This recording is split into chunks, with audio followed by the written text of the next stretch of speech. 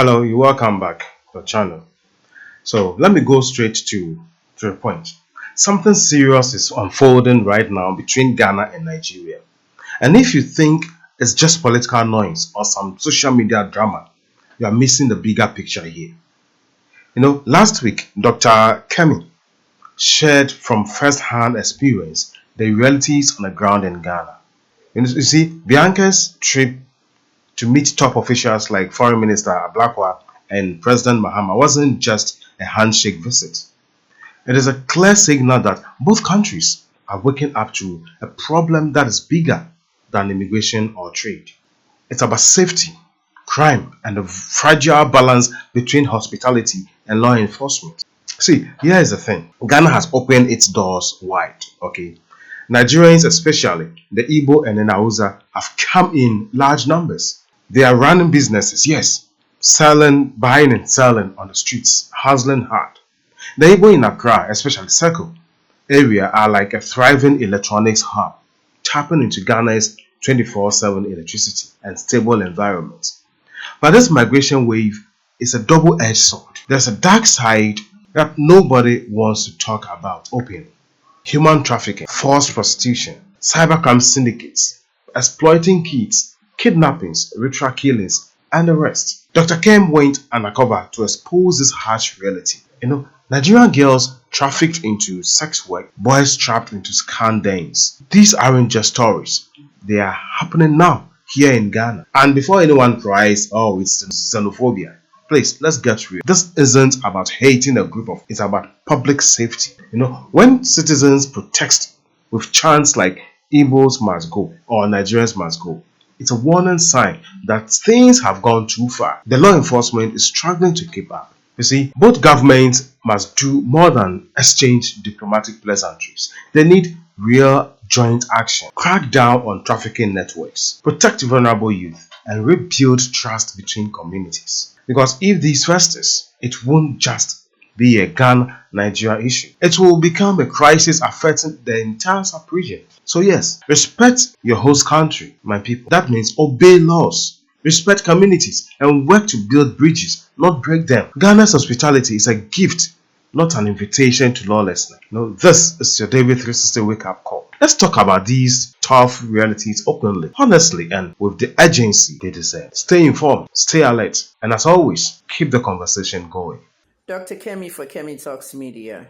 It's Thursday, the 7th of August, 2025.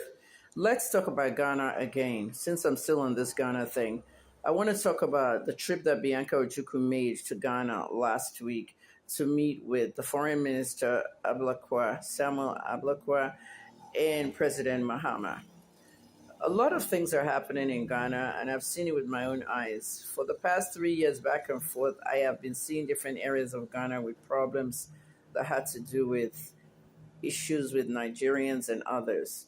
Now, I'm not going to get into that Igbo King stuff, okay? In America, Igbos have communities all over the place. There's one state that even has Igbo Day, which the state actually recognizes. That's North Carolina. So when you're forming communities in other countries, you need to also remember that that country is hosting you. You can't start taking over things in their country. You have to abide by their laws. So the king, I don't see anything the king has done wrong in living there, but there was just all these rumors about him and things. So they started these protests about Igbos must go, Nigerians must go. They were singling out that tribe. You don't know what's going on in Ghana, so you listen to me. Now, first of all, there are more Igbos in Ghana than Yorubas or Hausas, okay? After Igbos, it's Hausas. All the Aboki boys are selling like dirty suya on the streets, not the kind we eat at home. Some of them are like knocking these boxes, running around neighborhoods, trying to fix your shoes, your nails, or something. And others are just simply riding the fan eyes and brofoot bikes. However, the Igbos are mostly working in Accra in Circle. That's the computer village of Accra. Under the bridge there, over it's just like computer village in Lagos. There's a bridge, everything, electronics and all. Ghana has lights 24/7, and Nigeria gives them the gas. And with that being said, people can actually work efficiently with light. So many of the Nigerians in circle are Igbos. Also, you have to remember Abia, Ebonyi, Anambra, all those states in the southeast. There's word goes out like life is better in Ghana, they go. Now, with that being said, life is better in Ghana, let's go became a trend in the southeast that someone now decided to start trafficking girls into Ghana with or without their consent. Some girls were literally drugged and they woke up in Ghana. Others, okay, were just being told they're going to do house girl nanny. They got in Ghana, they were turned into sex workers. Others were told they were going for sex work and they complied, they were complicit, they wanted to make money, there's no job in Nigeria. So you have three kinds of prostitutes in Ghana. Every night in Accra, I haven't been to the whole of Ghana. I told you I grew up at 9 years old with my dad. He came here for a temporary thing, Takoradi and Tema. But Accra is very big and very metropolitan. And what I noticed in Accra was at night, there's some areas that prostitutes are just lining up the streets. You guys know the deal. You do it in Abuja, you do it in Allen Avenue. Girls everywhere on the streets. This is what Accra is looking like now. You go to an area called Kasua, Medina, Lagos Avenue is even close to, an upscale area inside East Lagos.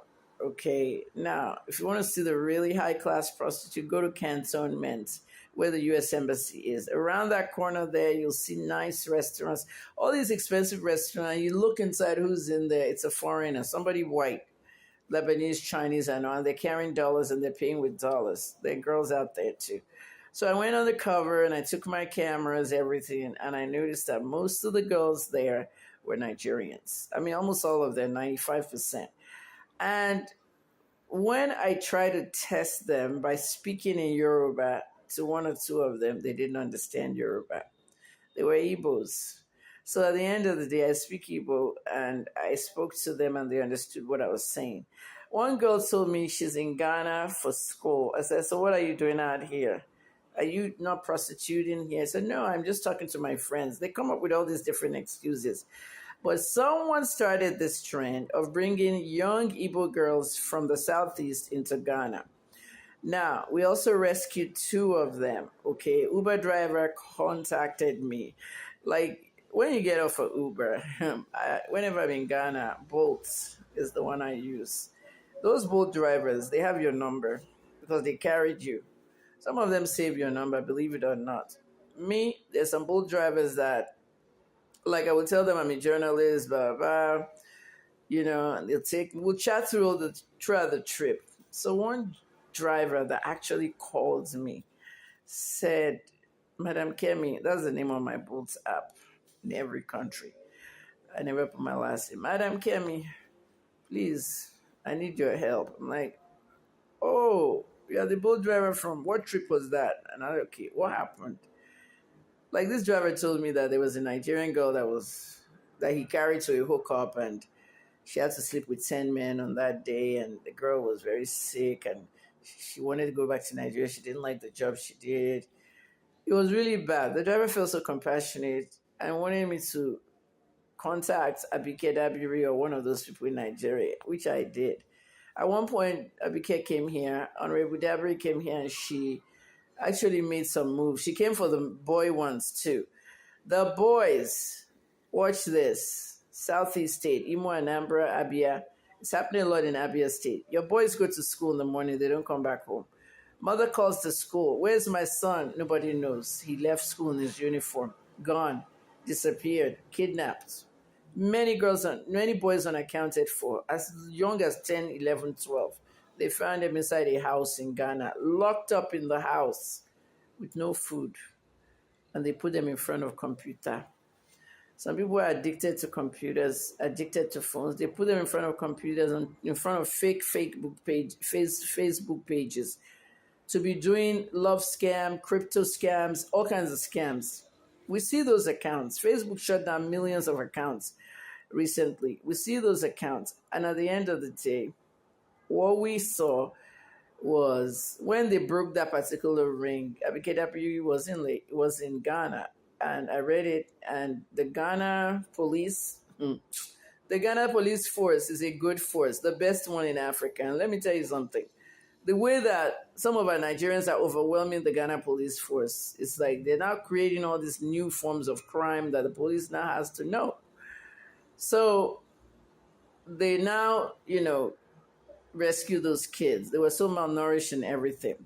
Now imagine they can't kidnap people by road and all that through what's it called? Through Southeast, through Ghana, through Togo and all that anymore. What they're now doing is they're making it easier because the customs are tightened in the Togolese Ghana border, and you can pay these people on the Nigeria Togolese border. We have some bad immigration officers on our side. So things are getting tight now. What we now found out is children are missing in schools in Ghana. Remember those children that they took? Young boys that they said they had a football scholarship, they'll go to school and they'll have football deals. About 18 of them taken to Nigeria, put in a warehouse. Can you believe it? They seized their passport and they started asking their families for money, more money. They were kidnapped. Recently, they were rescued. They returned them to Ghana. The woman hairdresser that was going to work in Ghana that was kidnapped, they took her to Nigeria, stripped her naked, beating her with a cutlass. There was blood everywhere. Some people were saying it's fake blood. No, it's not meant to be fake blood. It's meant to be what I saw as a journalist. They tortured that woman, let me tell you. They really tortured her. She was rescued. Ghana police made a lot of effort and they bring in those Nigerians to Ghana to prosecute them because she was kidnapped from Ghana. The Al-Qaeda man, that one happened in 2023. A young Ghanaian was told he could be rich, have a Lamborghini, all that, if he does money rituals. A Nigerian told him that he has to get somebody. So he took his trusted Okada guy. Imagine a Ghanaian boy that took his trusted Okada man. Some people have Okada men that come and pick them at home. And they kidnapped this guy. They beheaded him. And next thing, Ghana police arrested the young man. The Nigerian that coerced him into it, not found, fled, possibly in Nigeria. So I don't want Ghanaians to get into this crime stuff. And I need them to be really very alert because some of our Nigerians are really bad in Ghana. That's what's happening. And so now the protest started, go back, go home. It's not xenophobia. Both governments have to discuss further and watch my video before those discussions start.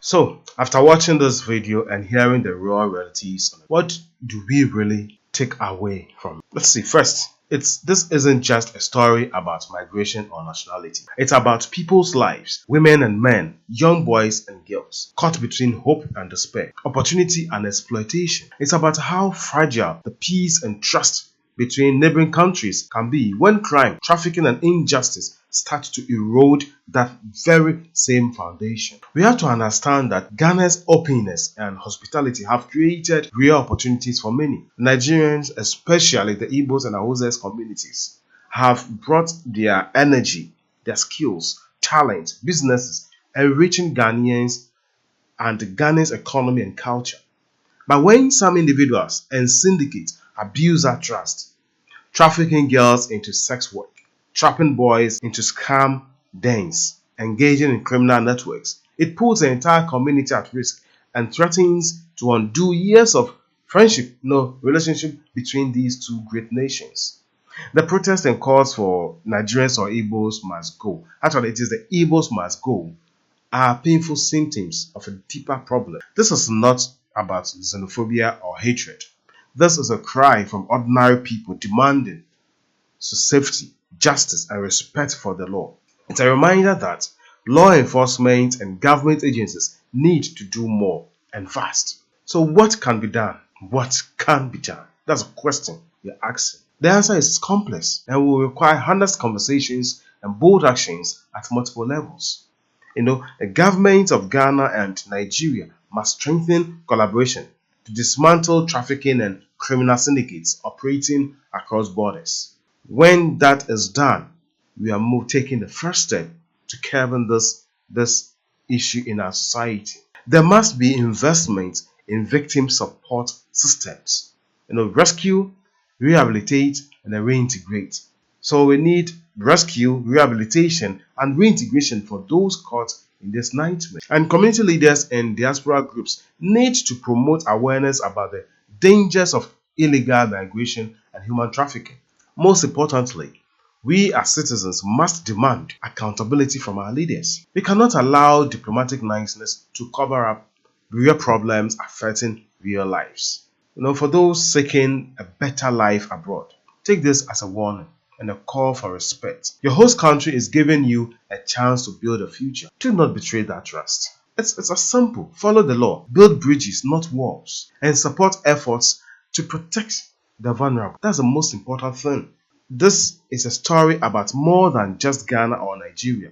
It's a lesson for the entire continent and the world about the delicate balance, between migration, opportunity, and security. If we ignore these issues, we risk letting darkness take root where light once shone. Let this video and these stories be a wake-up call, at least wake-up call to all of us on foreign lands. Share this message widely. Talk about it openly. Push for change where you live and wherever you have the influence. Push for change because the future of our communities and the safety of our people depends on it. Thanks for watching. Listen and carry. Drop your comments in the comment section. Let me ask you, what steps do you think must be taken? How can we hold our leaders accountable? And how can we protect the vulnerable in this situation? Until next time, this is David 360 reminding you, stay informed, stay vigilant, and keep the conversation. Hold on, please smash the like button and subscribe if you have not done so. Thank you. God bless you.